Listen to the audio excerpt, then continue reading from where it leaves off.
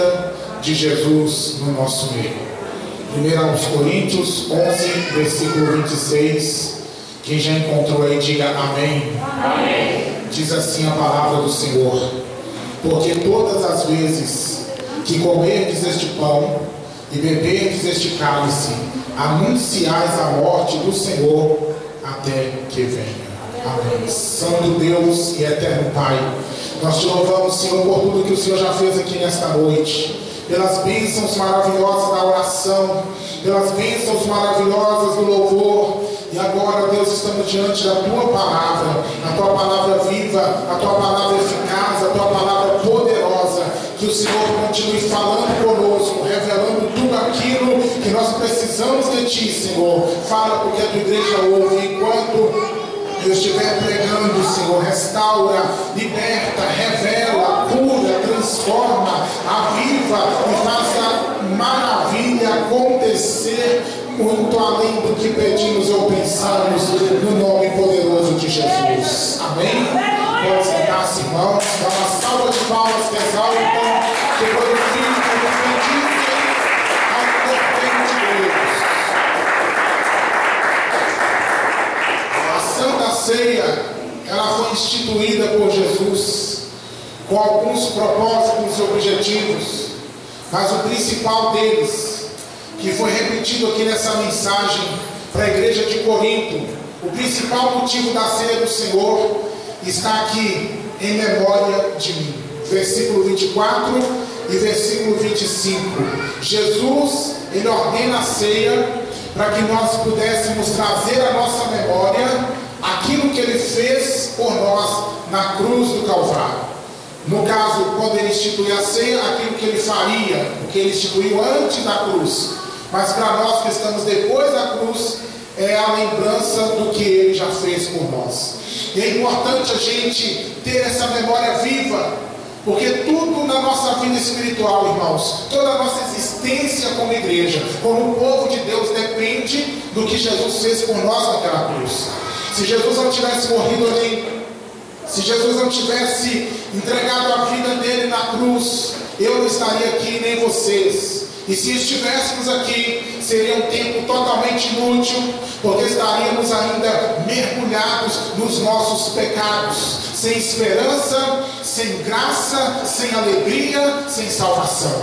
Mas foi por causa do que ele fez que nós viemos aqui essa noite. É por causa do que ele fez que nós estamos vencendo todo dia. É por causa do que ele fez que, além de vencer nessa terra, nós iremos morar no céu. Aleluia. Mas Satanás, ele quer que você se esqueça de tudo que Jesus pagou pela tua vida. Satanás quer que você viva como um mendigo espiritual. Satanás, ele tenta apagar da nossa mente a grandeza do que foi o Calvário para as nossas vidas. E é por isso que a ceia, ela é tão importante, porque ela traz a memória, através do simbolismo do pão, simbolizando o corpo de Cristo, simbolismo do sumo da uva, apontando para o sangue de Jesus. Cada vez que nós celebramos a ceia, que participamos da ceia, nós estamos reavivando a nossa memória e também declarando no mundo espiritual que a nossa aliança com Jesus, ela está firme, que o nosso pacto com Ele está de pé e que nós estamos nele e que Ele permanece em nós. Amém? Igreja do Senhor, todas as vezes que comerdes este pão e beberdes este cálice, aqui fala de um ato contínuo, de uma vida espiritual que deve existir no nosso dia a dia, na nossa jornada diária. Precisamos ter essa comunhão com Jesus. Aqui fala de um tempo presente, todas as vezes que comerdes e beberdes. A ceia do Senhor, ela tem um significado para agora, para o presente. E qual é o significado para o nosso dia a dia? A nossa comunhão com Jesus. A nossa aliança com Ele deve estar viva todos os momentos e em todos os dias. E o que é comunhão com Jesus, igreja? É nós andarmos em obediência à palavra de Deus. O que é comunhão com Jesus? É termos temor do Senhor. É quando nós pecarmos, errarmos, nós temos a humildade de confessar os nossos pecados e acreditar que o sangue de Jesus, Ele nos purifica e nos restaura.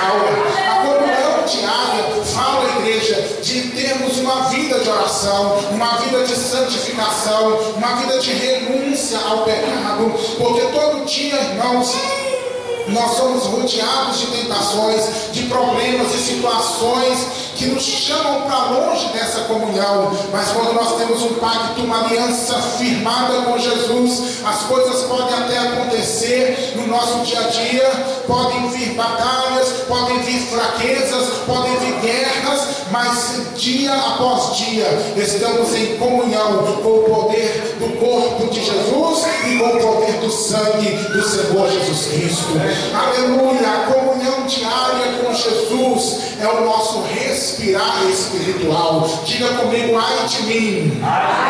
Levanta a tua mão para Jesus ver você, ó. Diga assim, ai de mim. Se não for Jesus na minha vida. Todo dia eu preciso de Jesus. Eu preciso estar ligado com Jesus.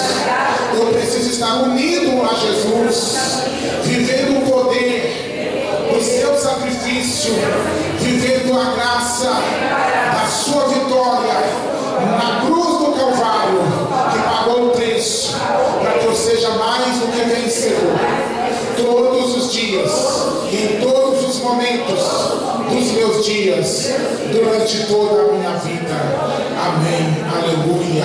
A comunhão diária. Santa Ceia fala de comunhão todo dia. Todas as vezes que comedes este pão e bebedes este cálice, fala do dia a dia com Deus.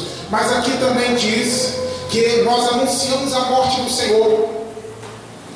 Eu já falei que esse é o centro da mensagem da ceia, o memorial ao que Jesus fez. E quando nós anunciamos que Jesus morreu por nós precisamos ter isso vivo na nossa memória, não só na memória emotiva, mas na memória do entendimento. O que é isso? Memória emotiva. E nós precisamos ter, porque evangelho sem sentimento é uma religião, só mais uma religião. Evangelho sem quebrantamento, evangelho sem comoção, evangelho sem rendição, sem lágrimas, é um evangelho que está apenas ligado a conceitos, mas não reflete uma vida na prática. Então, quando lembramos do que Jesus fez, nós podemos sim nos emocionar, chorar, pensando na dor que ele sentiu, no sofrimento que ele passou, na angústia que estava sobre aquela cruz, por minha culpa e por sua culpa também. Mas a memória não pode ser só emotiva, ela tem que ser a memória que entende o significado de tudo que Jesus fez naquela cruz. Quando Jesus ele morre ali naquela cruz, irmãos, ele estava pagando o preço pelos nossos pecados. Sabe o que significa isso? Que tudo aquilo que nós devíamos para Deus, nos nossos pecados. Lembra da oração que Jesus fez? Onde ele vai dizer que os nossos pecados são dívidas, perdoa-nos as nossas dívidas. Então, pecados são dívidas que nós assumimos ou que nós contraímos com Deus, dívidas, quebramos os mandamentos, passamos adiante da palavra, rompemos aquilo que Deus disse não é para quebrar, e aí vamos ficando endividados espiritualmente. Mas lá na cruz, Jesus já pagou o preço por todas as nossas dívidas, um preço que nós não tínhamos como pagar a igreja. Por mais boa que a pessoa fosse, jamais alcançaria o padrão da santidade e da justiça que Deus requer. Jamais, irmão, jamais nós iríamos conseguir, pelos nossos méritos, pagar o preço pelos nossos pecados. E a Bíblia diz que o pecado ele gera a morte. A palavra de Deus ela diz, primeiro, que todos pecaram, destituídos estão da glória de Deus, Romanos 3:23. Mas em Romanos 6:23 a Bíblia diz que nós fomos salvos pela bondade do Senhor. Aleluia! Porque a mesma palavra que diz que todos pecaram, destituídos estão da glória de Deus, é a mesma palavra que diz em Romanos 6 que nós fomos resgatados pela bondade e misericórdia do Senhor. E portanto agora nós não estamos mais destinados à morte eterna, mas nós recebemos o dom gratuito de Deus, que é a vida eterna. Aleluia! Então Jesus ele perdoou os nossos pecados ali.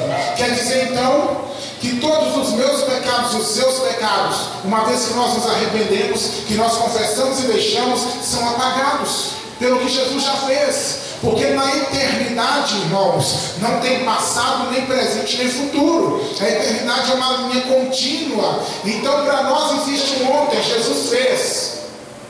Mas na eternidade o que Ele fez continua valendo para sempre. Eu quero dizer para você que nessa noite, se você se lembra de algum pecado teu, que você ainda não se arrependeu, que você ainda não confessou, que você talvez ainda nem deixou, nessa noite o sangue de Jesus continua tendo valor e poder para purificar você de todos os seus pecados, porque o preço já foi pago. Então não viva debaixo desta condenação, porque a Bíblia diz em Romanos capítulo 8, versículo 1, que portanto agora nenhuma condenação há para aqueles que estão em Cristo Jesus. Glória. Para aqueles que estão conectados com Cristo Jesus. Porque uma vez conectados, o sangue de Jesus nos purifica de todo o pecado. Amém? Amém. Quando você olha para a cruz, com o olhar do memorial, você entende que lá Ele perdoou. Jesus perdoou os nossos pecados. Mas ali naquela cruz, além de perdoar os nossos pecados, Jesus, Ele nos libertou do poder de Satanás. Jesus, Ele quebrou as algemas que o diabo usava para me controlar, para me dominar, para dominar você. E Ele se tornou nosso Senhor. E a Bíblia diz em Colossenses capítulo 2, versículo 15, que lá na cruz Ele triunfou sobre os poderes das trevas. Ele expor quer dizer, envergonhou publicamente todo o reino das trevas e cravou ali o escrito de dívida que existia contra a minha vida e contra a tua vida.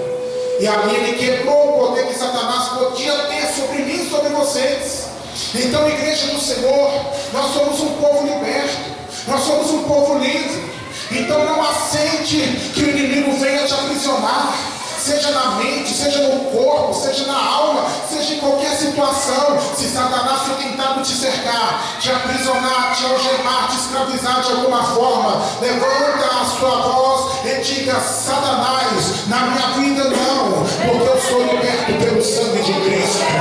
Lá naquela cruz Jesus já me libertou, e Ele esmagou a cabeça da serpente, e Ele desceu as partes mais profundas da terra, e Ele tomou a chave da morte, Ele tomou a chave do inferno, e Ele despeja todo o poder de morte do céu.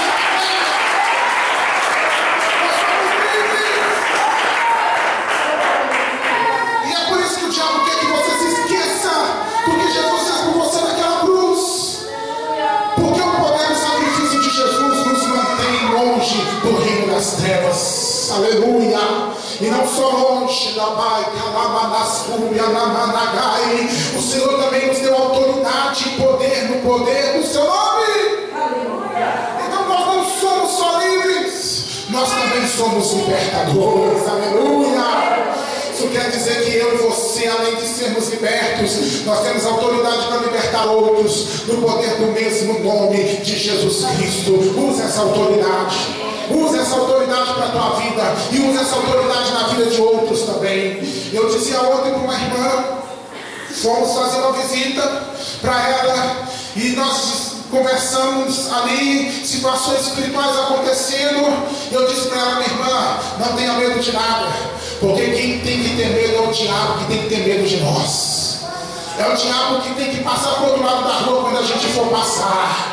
Sabe, é aonde a gente chegar, o inferno tem que bater em retirada, porque maior é o que está em nós do que o que está no mundo. O inimigo pode fugir, irmãos, pode tentar afrontar você, pode tentar te atacar de todas as formas, mas se você sabe quem é você e quem é você, você é filho, lavado e remido no sangue de Jesus. Você foi comprado com alto preço, você é rei e sacerdote, como diz 1 de Pedro capítulo 2, versículo 9, que nós somos geração eleita, nação santa, povo adquirido, sacerdócio real, chamados, ungidos, para anunciar as virtudes daquele que nos chamou das trevas para a sua maravilhosa luz. O diabo diz para você: você é um mendigo, você não presta, você é um lixo, você é um nada, você é um resto. Mas Deus diz para você: você é filho. Você é nação santa. Você é povo adquirido. Você é sacerdócio real. Você foi chamado para proclamar a liberdade dos cativos. Aleluia! Esse é o poder do sacrifício de Jesus naquela cruz. Bendito seja o nome do Senhor. Mas aquele sacrifício também pagou um alto preço para que hoje eu e você tivéssemos acesso ao Pai. Quando nós chamamos Deus de Pai hoje, é muito simples. Nós começamos a fazer a oração do Pai Nosso lá na escola, lá no pré-primário. A gente já cresce, várias religiões fazem a oração do Pai Nosso. Então olhar para Deus e entender que Ele é Pai é simples. Mas antes de Cristo, essa imagem de Deus, essa visão de Deus como Pai, ela não tinha essa visão. A visão era de um Deus legislador, de um Deus que falava e o monte estremecia. A visão era de um Deus que libertou o seu povo do Egito, de um Deus que providenciou, que cuidou do seu povo no deserto. Essa era a visão que o povo tinha. Mas Jesus veio e Jesus ele disse assim: olha, eu sou o caminho. Eu sou o caminho, eu sou a verdade e eu sou a vida. Ninguém vem ao Pai a não ser por mim.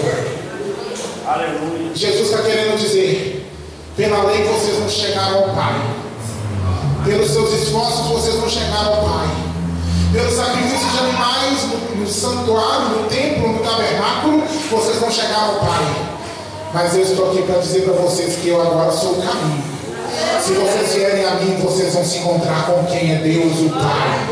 Vocês vão conhecer o Pai. Então, igreja, Jesus veio para nos trazer um novo relacionamento com Deus. Um relacionamento vivo, um relacionamento profundo, um relacionamento achegado, tão próximo como de um pai com seus filhos. E eu quero ler com vocês aqui Hebreus, no capítulo de número... Deixa eu ver se eu acho aqui, que eu não marquei, mas eu vou achar. E a igreja vai dizendo glória a Deus. Capítulo 10, versículo 19. Que vai falar bem claro para nós. Mas antes de eu ler, enquanto você procura aí, Hebreus capítulo 10, versículo 19. Lá no Antigo Testamento, que eu estava falando agora, havia o tabernáculo no deserto. Depois, Salomão constrói um templo. Mas tanto o tabernáculo quanto o templo representavam a caminhada do homem em busca de Deus. E haviam 3 repartições.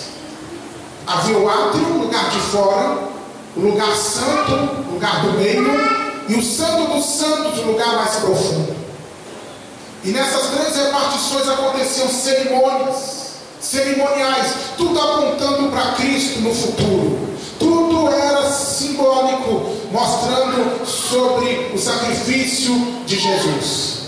Mas algo interessante, que a presença de Deus não se revelava no átrio lá fora. A presença de Deus não se revelava nem no lugar santo. A presença de Deus só se revelava no Santo dos Santos. E havia uma cortina que fechava o Santo dos Santos. Esse lugar mais reservado, onde estava a arca, onde Deus falava, onde a glória brilhava, ficava protegido por uma grossa cortina. E ali só entrava um homem uma vez no ano. E esse homem era o sumo sacerdote. Então tinham várias turmas de sacerdotes, e eles entre eles escolhiam para cada ano um que seria o sacerdote dos sacerdotes, chamado de sumo, o maior sacerdote, o cabeça dos sacerdotes. Então este homem entrava neste lugar em um único dia do ano, chamado dia da expiação. Depois você leia lá Levítico capítulo 16. Esse era o dia aonde o povo jejuava, aonde o povo se quebrantava, e esse sumo sacerdote entrava nesse lugar chamado Santo dos Santos. Ele entrava ali sozinho para poder representava o povo, e ele levava sangue de animais que eram sacrificados lá fora, no átrio. Ele entrava, passava pelo lugar santo e entrava no Santo dos Santos. E ali esse sumo sacerdote, ele tinha experiências com Deus que mais ninguém lá fora podia ter. Esse sumo sacerdote, ele via a glória de Deus que brilhava em cima da tampa da arca. Oh, meus irmãos, havia os querubins de ouro que estavam ali sobre a arca. E eles estavam mais ou menos nessa posição, e a arca no meio, e no meio a glória de Deus brilhava, e Deus falava, e o sumo sacerdote ouvia e via a glória de Deus. Era um lugar ao mesmo tempo poderoso, mas um lugar terrível na questão do temor e da santidade requerida, porque qualquer falha ali dentro, qualquer erro na vida do sacerdote, do sumo sacerdote, significaria para ele a morte. Mas ele tinha esse privilégio. Depois que ele saía dali, era só no outro ano. Era só no outro ano que ele ou outro sumo sacerdote escolhido entraria neste lugar. Mas agora, o que é que a Bíblia vem dizer para nós? Em um tempo depois, Jesus já tinha morrido aqui, já tinha ressuscitado e voltado para o Pai. Nesse tempo aqui, a arca já não estava mais no templo. Mas veja o que diz essa palavra, Hebreus 10:19: tendo, pois, irmãos, oh aleluia, ousadia para entrar no santuário pelo sangue de Jesus, pelo novo e vivo caminho que ele nos consagrou, pelo véu, isto é, pela sua carne. Antes era proibido, antes a ordem era: ninguém pode entrar aqui. Mas depois que Jesus morreu, ressuscitou, olha o que diz. Agora o chamado é: tenha ousadia e entra. Tenha ousadia, vem, entra neste lugar. Agora não é um lugar na terra, está falando aqui de um lugar espiritual que é os céus. O na terra era a imagem, era o símbolo, era o modelo, mas o céu é o Santo dos Santos na sua realidade. E a Bíblia diz que é para a gente ter ousadia para entrar neste lugar lá nos céus, entrar pela fé, entrar em oração, entrar em adoração. Mas como pastor, eu não vou morrer. Como pastor, eu não sou sumo sacerdote. Como pastor, como que eu vou fazer? Aqui está escrito: Jesus inaugurou o caminho.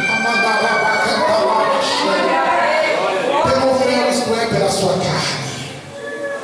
Aí você vai entender o que acontece, que quando Jesus está lá na cruz, e ele termina ali os seus sofrimentos, ele dá o brado: está consumado. Ele dá o brado: está consumado. Ele quis dizer tudo que a justiça do Pai exigia na questão do pagamento do preço do pecado da humanidade. Eu cumpri. Está consumado a exigência do Pai.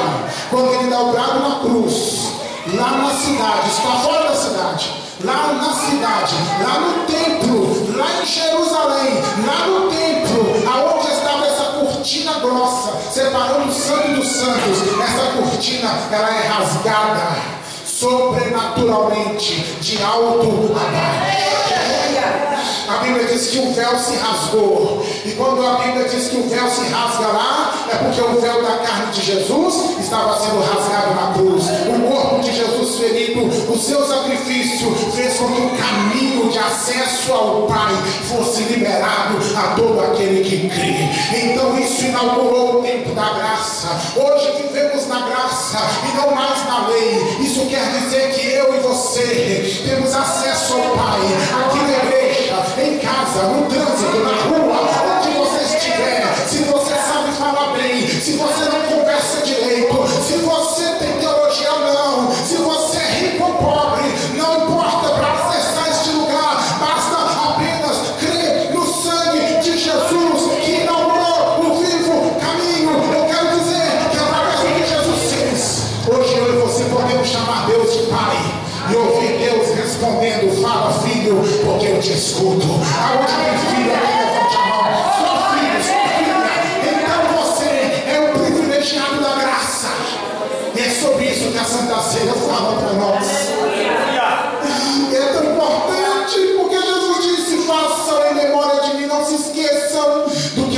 fiz por vocês. E para encerrar, aleluia, quando nós pensamos no Calvário, nós não podemos esquecer da glória futura. 1 Coríntios ainda, onde começamos a ler, capítulo 11, diz: anunciais a morte do Senhor até que Ele venha. Então a ceia, ela fala de um tempo presente, a comunhão diária. A ceia aponta para o passado, o significado do que aconteceu na cruz, e a ceia aponta para o futuro, porque o poder do sacrifício, aleluia, é eterno, e é eterno, e vai levar essa igreja para a eternidade. Deixa eu ler com vocês aqui Apocalipse capítulo 22, versículo 14. Que maravilha, que maravilha. Vai adorando, vai glorificando. Diz assim: bem-aventurados aqueles que lavam as suas vestiduras no sangue do Cordeiro, para que tenham direito à árvore da vida e possam entrar na cidade pelas portas. Algumas Bíblias estão escritas como bem-aventurados aqueles que guardam seus mandamentos, mas a tradução mais próxima do original é essa que eu disse para vocês agora: bem-aventurados aqueles que lavam suas vestiduras no sangue do Cordeiro, para que comam da árvore da vida e entrem na cidade. Está falando da Nova Jerusalém pelas portas. Eu estou querendo dizer para você que na hora da ceia a gente tem que pensar no futuro que nos aguarda como igreja. E qual é o meu futuro e o teu futuro, meu irmão? É morar na cidade santa, é entrar na Nova Jerusalém, é andar na rua de ouro, é passar pelos muros de cristais, é beber da água da vida que procede do trono de Deus, é comer das árvores da vida, do seu fruto e da sua folha, que de mês em mês traz saúde para as nações. Aleluia. Nova Jerusalém é o lugar da alegria eterna, aonde a Bíblia diz em Apocalipse capítulo 22 que lá não haverá mais morte, lá não haverá mais pranto, lá não haverá mais dor, porque as coisas velhas já passaram, tudo vai ficar para trás. Lá é o lugar da alegria eterna, da recompensa eterna, é o lugar da vida eterna, e é para lá que eu vou, é para lá que você vai, e nós vamos entrar lá, igreja do Senhor, porque Jesus já pagou o preço da nossa entrada há mais de 2000 anos atrás. Bem-aventurados eu e você, que somos lavados no sangue do Cordeiro e recebemos o direito que Ele conquistou de entrar nessa cidade pelas portas. Fica de pé em nome de Jesus. Aleluia. Para lá que eu vou, para lá que você vai. Então não deixa Satanás roubar de você essa bênção. Cada Santa Ceia é uma declaração: eu vivo o que Jesus conquistou por mim na cruz. Eu vivo em comunhão com Cristo todo dia. E eu vou desfrutar da glória eterna que Ele está preparando para nós. Feche os seus olhos. Nós vamos agora participar da Santa Ceia do Senhor. E esse é um momento de reflexão, porque a Bíblia diz: examine-se, pois, o homem a si mesmo,